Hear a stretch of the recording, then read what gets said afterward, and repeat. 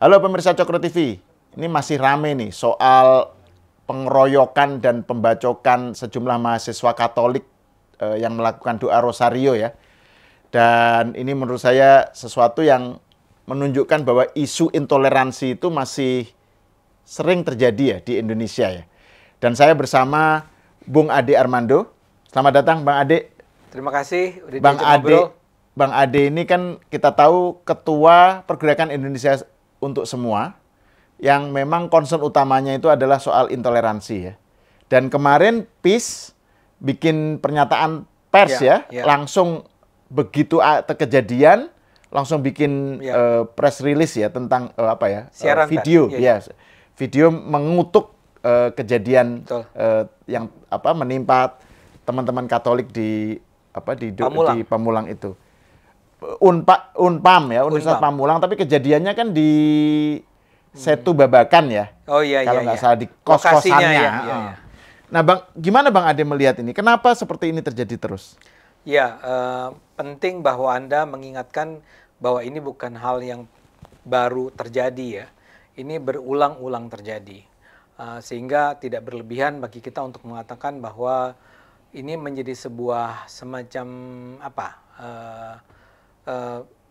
tren atau tendensi ya bagi kelompok-kelompok Islam yang mungkin bisa disebut apakah konservatif ya ataukah tidak toleran, itu untuk senantiasa bereaksi secara konfrontatif ketika ada teman-teman beragama Kristen. Kenapa saya menyebut Kristen ya, karena memang saya tidak ingat bahwa kasus serupa terjadi pada misalnya mahasiswa atau masyarakat Buddha atau Hindu atau Konghucu barangkali ya. Tapi kalau Katolik sama Kristen ini berulang kali terjadi, dan kasusnya kali ini adalah bahwa mereka sedang ingin melakukan peribadatan rosario ya. Doa rosario ya. Doa rosario menjelang perayaan kenaikan Isa Al-Masih kan, atau kenaikan Yesus Kristus disebutnya sekarang. Nah, buat saya ini betul-betul apa yang dilakukan oleh kelompok-kelompok tersebut yang dalam hal ini dipimpin oleh seorang ketua RT yang sering sekarang terkenal dengan nama Diding itu ya. Ya, sebelum ini juga namanya Diding memang. Jadi bukan sekarang terkenal namanya Diding. Ya, jadi si Diding ini ya, memimpin semacam sekelompok orang untuk melakukan serangan terhadap orang-orang Kristen Katolik yang sekedar sedang bernyanyi, ya, beribadah, bernyanyi di rumahnya, di tempat kosnya. Itu menurut saya adalah sebuah tindakan yang luar biasa biadab, dan ini bukan cuma melarang ya, ini pakai juga dibentak-bentak, didatangi, dimaki-maki oleh si Diding ini yang terkenal itu. Nah, Diding ini bahkan sampai mengucapkan kata-kata yang kasar, ya, yang barangkali tidak perlu kita sebut di sini saking kasarnya, dan kemudian mengatakan bahwa kalian ini tidak pernah mau dengar apa kata saya ya. Saya rupanya sudah sebelumnya pernah meminta agar itu tidak dilakukan di kos-kosan sana. Tapi kemudian ada juga sebagian dari orang-orang yang datang itu membawa golok ya, dan bahkan membacok dan menyabit lah paling tidak ya, sampai kan kita lihat tuh ada korban-korban yang luka-luka karena serangan tersebut. Dan pelakunya nggak bisa mengelak karena ada videonya kan ya, ada videonya yang beredar ya, gitu. Ada videonya, tapi yang terpenting adalah bayangkan orang-orang Kristen ini, Katolik ini, mahasiswa-mahasiswa Katolik ini hanya sekedar sedang melakukan peribadatan menyanyikan rosario. Nggak ada sesuatu yang lebih jauh dari itu. Misalnya, apakah suaranya terlalu keras, apakah ini menggunakan speaker toa keluar mengganggu. Ini nggak sedang menyanyi di dalam kosnya. Ya barangkali terdengar keluar, so what gitu kan. Betul. Ya. Tapi ini saja sudah cukup untuk membuat Diding dan kawan-kawan ini marah. Menurut saya ada sesuatu yang serius ya terjadi di kalangan kelompok-kelompok Islam ini, dan ini tidak hanya terjadi di ini Tangerang Selatan kan ya? Di Setu Babakan. Di Setu Babakan, kita juga dengar dulu pernah ada di Lampung, pernah ada di Cinere, pernah ada di Bogor, di berbagai tempat lainnya. Jadi ini bukan sesuatu yang hanya berlaku khusus di sebuah tempat. Ini adalah sebuah gejala yang berulang-ulang terjadi di banyak tempat oleh pelaku-pelaku yang berbeda-beda, tapi mereka memiliki kesamaan kebencian terhadap umat Katolik atau umat Kristen atau umat non-Muslim lainnya. Menurut saya itu harus memang bersama-sama kita tolak ya. Karena itu kami di PIS merasa perlu untuk menyampaikan pernyataan bahwa kami mengecam itu semua, kami mengutuk itu semua. Nah itu kan di pernyataan PIS yang segera keluar setelah kejadian ya Bang, kan menuntut supaya pihak aparat bertindak tegas kan, dan sekarang kan sudah ada good news lah ya, bahwa polisi sudah langsung tersangkakan si pelakunya ya. Diding dan kawan-kawannya ya kan jadi tersangka, dan meskipun PIS menuntut supaya dikenai pasal berlapis kan sekarang ya tanda kutip hanya 5 tahun ancamannya. Menurut Bang Ade gimana kita melihat kesigapan aparat saat ini ya? Biasanya kan nggak sigap. Sekarang ini sigap. Sigap menangkapnya ya. Pertama-tama adalah kita harus hormati, kita harus hargai sepenuhnya apa yang dilakukan oleh polisi ya. Apa yang dilakukan ini menurut saya sangat tepat ya, dan sudah saatnya memang enough is enough lah. Kita harus mengatakan bahwa semua orang yang pernah berpikir untuk menindas hak-hak orang lain untuk beribadat, itu harus tahu bahwa kalau itu dia lakukan di negara ini, dia harus menghadapi ancaman hukuman yang cukup berat ya. Menurut saya 5 tahun itu adalah sebuah ancaman yang serius ya. Ya nggak harus 5 tahun lah, 4 tahun juga atau 3 tahun. Tapi kan sebagian orang bilang kok cuma 5 tahun ya. Menurut saya ya udah 5 tahun, 5 tahun tuh sudah sangat serius ya. Toh yang seperti dikatakan juga dalam pernyataan PIS kan ini sebenarnya kejahatannya berlapis ya. Berlapis. Menurut kami ini pertama, dia datang dan memaki-maki ya. Artinya mengutarakan ujaran kebencian terhadap agama orang lain ya. Kemudian mukul ya. Memukul itu jelas ya, itu pidana yang sangat real ya. Satu lagi adalah mereka melarang orang beribadah, membubarkan orang yang sedang beribadah. Itu sebetulnya kalau saya nggak tahu persis di KUHP yang baru itu ada ya, ancamannya juga sekitar 4 tahunan ya. Saya nggak tahu apakah di KUHP yang sekarang masih berjalan nih, masih digunakan, ada nggak ancaman serupa. Tapi kalau pakai KUHP yang baru, yang harus diingat bahwa itu baru bisa diterapkan pada 2016 ya. Sehingga ada 3. 2016. 2026, sorry.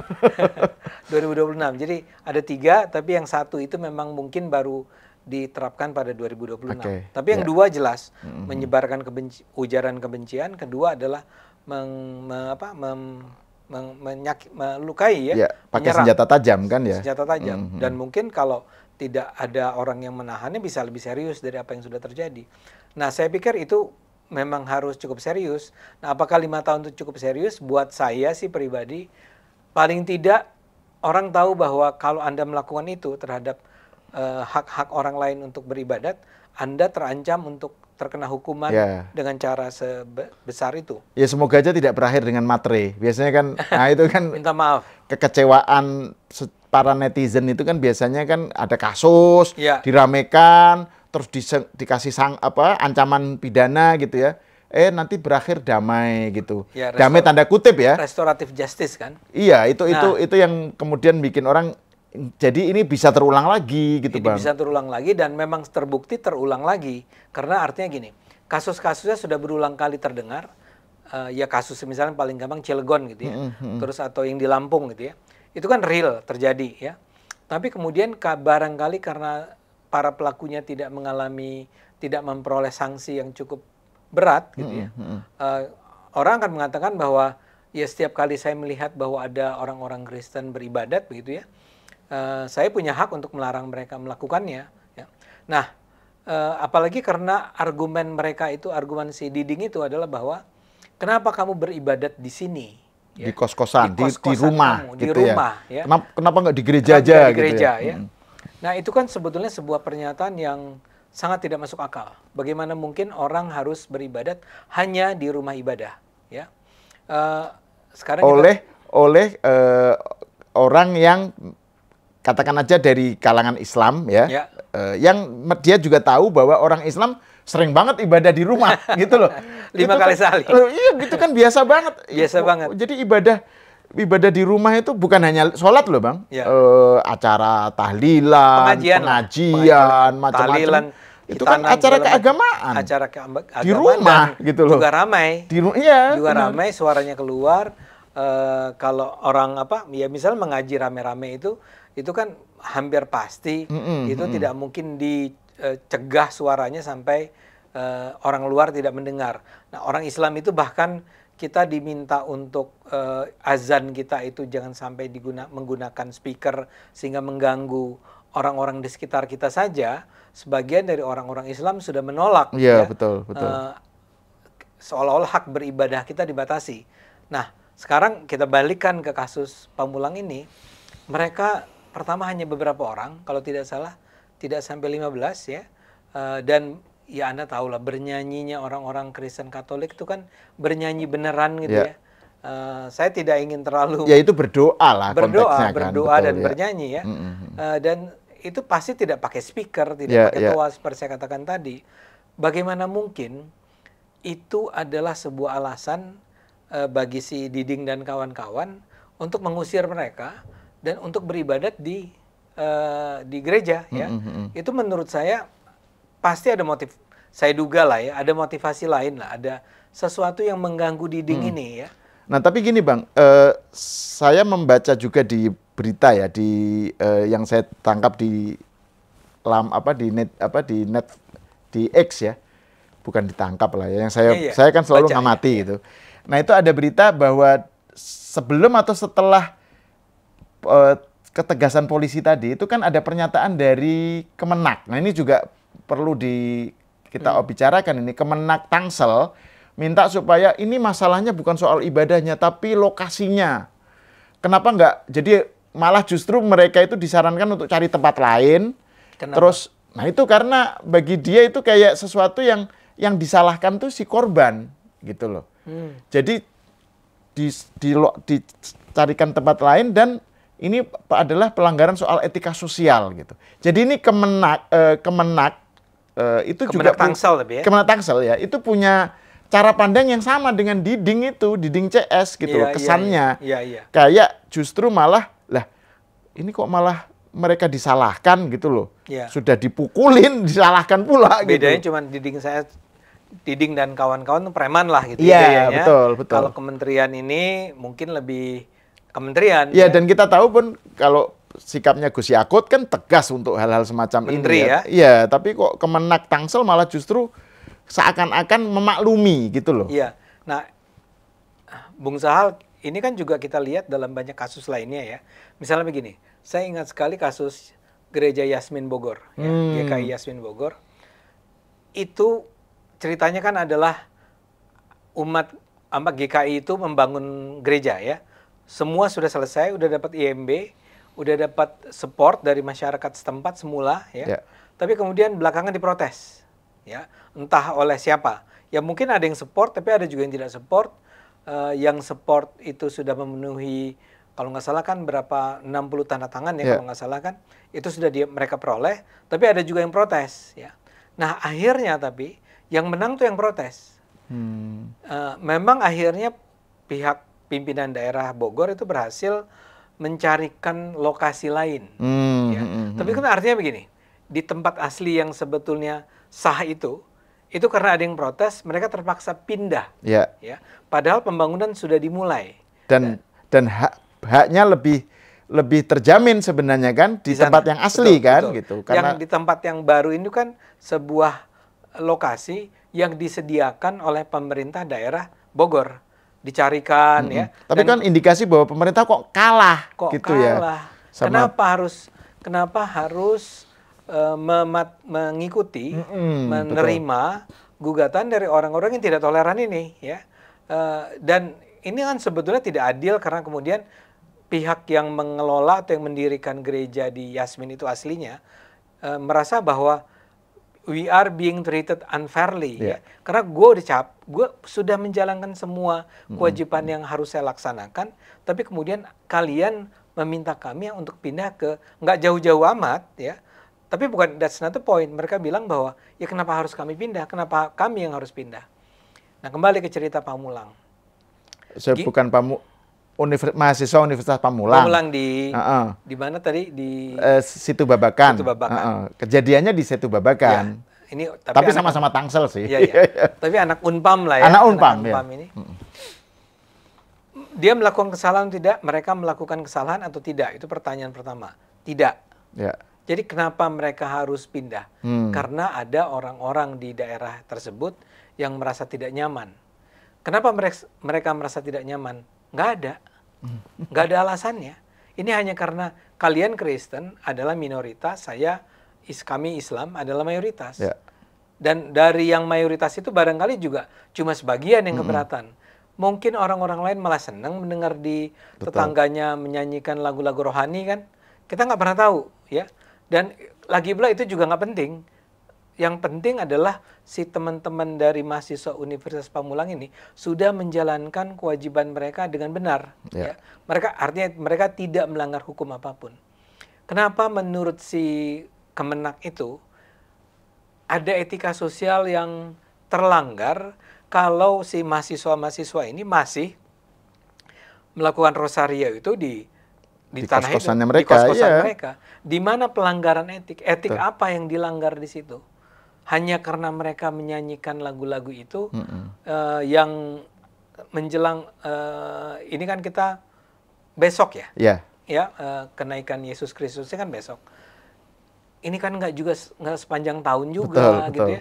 Even kalau sepanjang tahun juga nggak ada masalah gitu ya. Tapi ini juga cuman sekarang. Kenapa sampai harus dikatakan ini demi etika sosial mereka harus pindah? It doesn't make sense. Itu sama sekali tidak masuk akal. Dan kita harus menyatakan bahwa Pak Menteri Agama, Pak Yakut, tolong dong ini ada semacam sosialisasi lah kepada para pejabat di tingkat yang lebih rendah agar mereka betul-betul bisa menghormati semua agama. Ingat loh, Pak, kalau nggak salah Pak Yakut yang bilang kan, saya ini bukan Menteri Agama Islam ya, saya ini Menteri semua agama. Gus Lukman, Pak Lukman, tapi sebelumnya, Yakut juga ngomong begitu. Mengatakan begitu kan. Tapi kan poinnya kan ini, seperti yang tadi kita bahas Bang ya, jadi kenapa kita perlu mengapresiasi kesigapan gercepnya polisi, karena kan biasanya itu pihak pemerintah atau aparat atau dalam hal ini Kemenak itu ngikuti narasi si kaum intoleran gitu loh. Suruh pindah, yaudah pindah aja deh kamu daripada bikin ribut gitu. Nah, dengan adanya ketegasan ini kan semoga aja tidak berakhir dengan bikin kecewa ya. Tapi ketegasan ini adalah bisa menjadi sinyal lah gitu. Kalau ada pelaku intoleran semacam ini, mereka tidak bisa lepas tangan gitu. Tidak bisa terus kemudian berlenggang kangkung gitu. Pasti dihukum. Nah, tapi ini Bang, tadi kan Bang Ade nyebut soal kenapa mereka terganggu. Ya nggak ada penjelasan gitu kan. Tapi kan di dalam yang sering kita bicarakan juga, tapi juga di dalam pernyataan PIS kan disebutkan salah satu yang menjadi alasan kenapa ada sekelompok orang Islam terganggu dengan ibadah orang lain itu kan karena pemahaman mereka ya. Pemahaman mereka terhadap agama lain, pemeluk agama lain yang katakan aja ini Kristen fobia atau apa gitu ya, fobia terhadap simbol-simbol Kristen, simbol-simbol Katolik.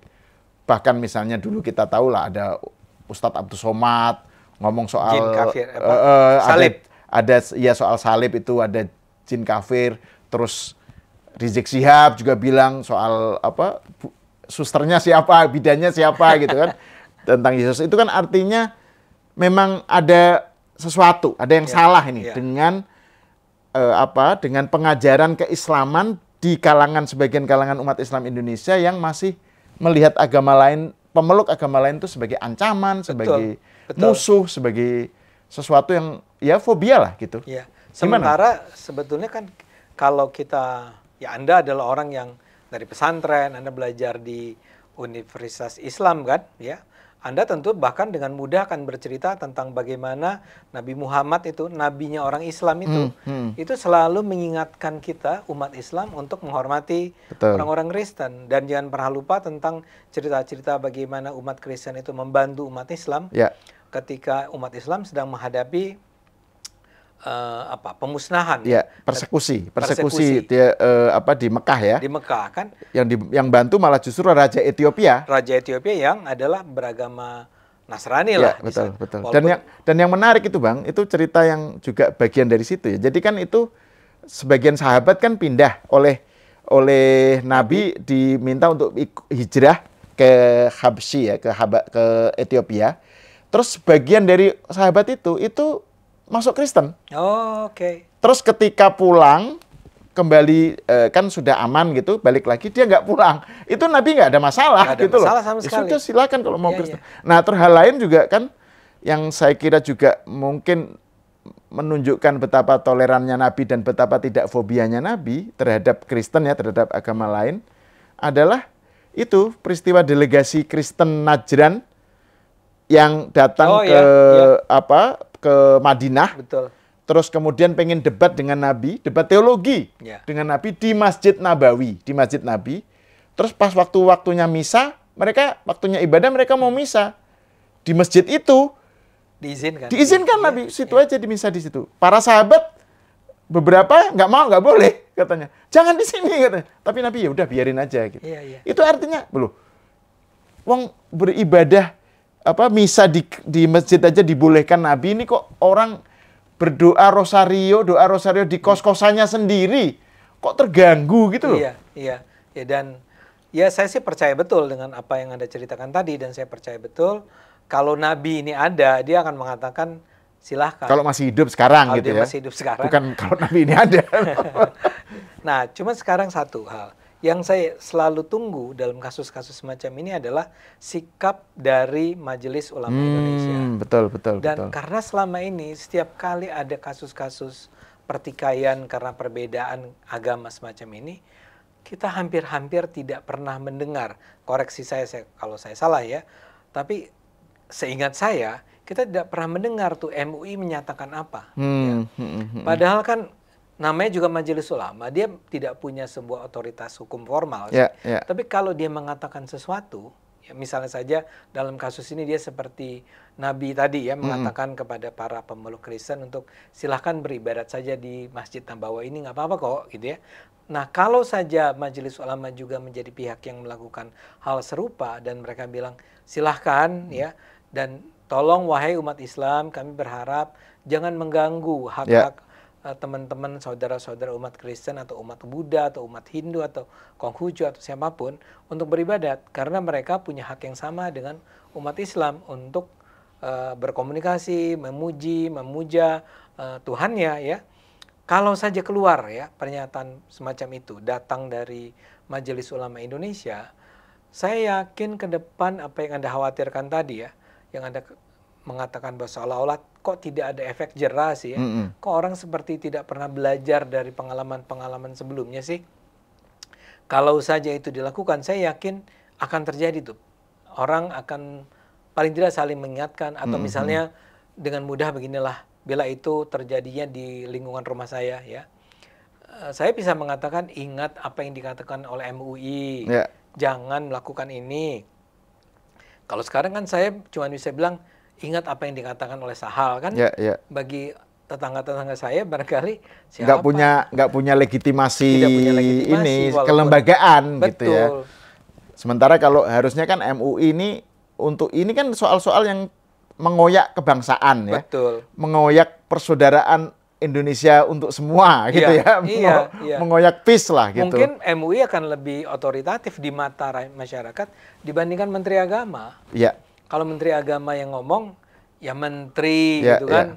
Menteri itu orang birokratis lah, dia punya posisi birokratis tertentu, sehingga dia harus ngomong begitu. Tapi kalau MUI yang bicara, ya tadi ya itu akan jauh lebih berpengaruh, saya yakin. Soalnya kesannya gini ya, MUI itu mereka itu kadang-kadang lupa dengan I-nya. I-nya itu Indonesia loh. Bukan I apa nggak jelas Islam gitu, atau Islam ya. Kalau ulama Islam redundant lah ya. Artinya ini majelis ulama yang ada di jalan proklamasi itu bertanggung jawab terhadap nasib Indonesia juga gitu loh. Dan yang dipertaruhkan dalam kasus ini adalah kalau pakai istilahnya Mas Anies Baswedan itu adalah tenun kebangsaan. Ya. Nah, saya pakai istilah Mas. Iya, iya, iya. Saya rasa memang kita harus mulai menyebut-nyebut Mas Ya, Anies Baswedan. Anies Baswedan itu istilah bagus kan, tenun Iya. kebangsaan. Ini terkoyak gitu loh. Jadi wajar kalau kita menuntut MUI untuk bersuara dong. Iya. Yang saya lihat kemarin suara terbaru MUI itu malah soal nikah beda agama itu yang meskipun itu saya nggak tahu mahal Kiai ini, Haji. mahal ini. Iya, mahal ini Kiai Iya. Haji Khalil Nafis bilang, wah padahal ya itu juga problematis ya. Iya. Pernyataan semacam itu juga problematis, menganggap zina lah macam-macam Iya. itu judgmental gitu loh. Betul, betul. Nggak patut lah menyatakan semacam itu gitu. Tapi untuk hal yang justru penting MUI bersuara malah nggak bersuara gitu loh. Betul. Dan ini kan menyangkut lagi-lagi bukan cuma umat Katolik di sana ya, bukan cuma mahasiswa Unpam ini, tapi ini adalah sesuatu yang kalau dinyatakan itu akan berdampak secara nasional. Tadi saya ulang, kejadian ini tidak hanya berlangsung di di mana namanya, di Setu Babakan. Setu Babakan. Ini bukan yang pertama kali lah. Bukan pertama kali, Dan- tapi juga di Lampung, tapi juga di Lubuk Linggau, gitu loh Ya, ya. ya. Jadi Dan banyak- kita khawatir ini akan terjadi lagi gitu ya. kita khawatir begitu. Dan kita khawatir kenapa ini tidak terdengar lagi kasus-kasus serupa dalam frekuensi waktu yang lebih sempit gitu ya.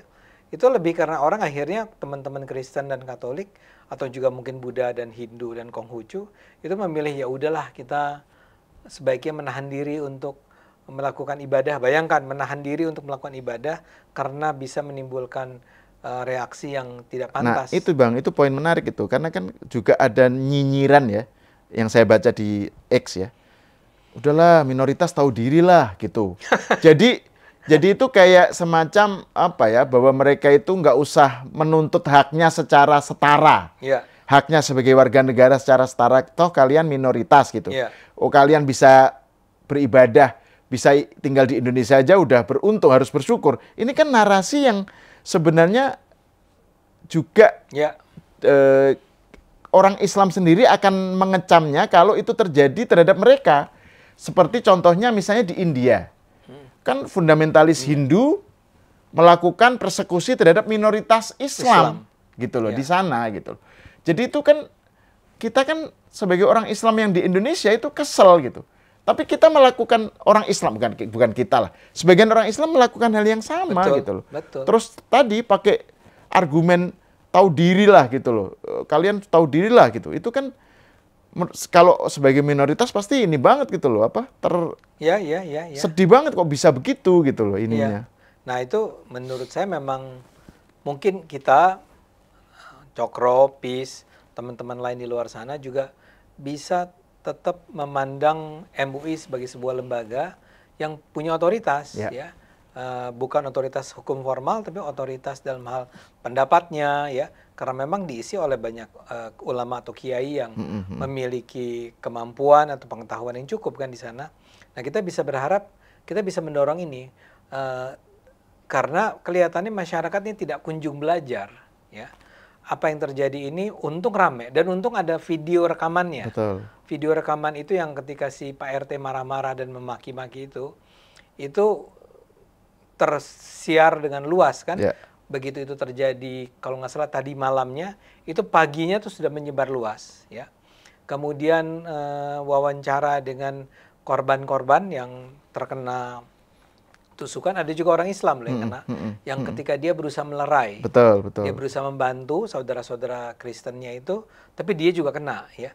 Itu ada, jadi beberapa. Kalau saja tidak terjadi maki-maki yang luar biasa itu, dan tidak ada rekamannya, dan tidak ada penusukan barangkali, tidak ada luka dan seterusnya, bisa jadi apa yang tadi Anda katakan bahwa ini dengan segera berbeda dengan waktu-waktu sebelumnya, ini dengan segera menimbulkan reaksi yang sangat cepat, bisa jadi juga tidak terjadi ya.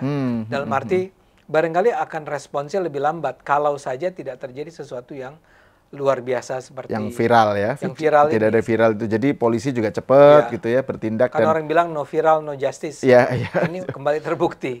Ya.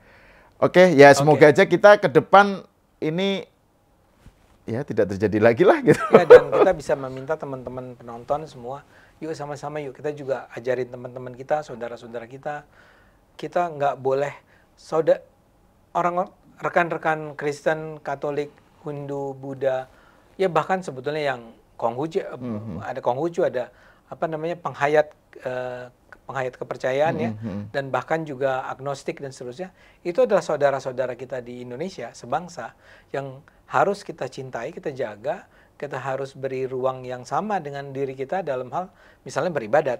Itu yang harus ada di kepala kita. Ya. Jadi itulah prinsip golden rule ya. Golden rule. Prinsip emas itu Bang ya. Mas, Jadi jangan melakukan sesuatu ke orang lain yang apabila kita yang terkena, kita sendiri nggak suka kita nggak gitu suka, loh. betul. Jadi itu harusnya kita terapkan dalam hubungan antar agama ya. Oke, terima kasih Bang Adi Armando, pemirsa. Sampai di sini dulu, kita berjumpa lagi di episode selanjutnya.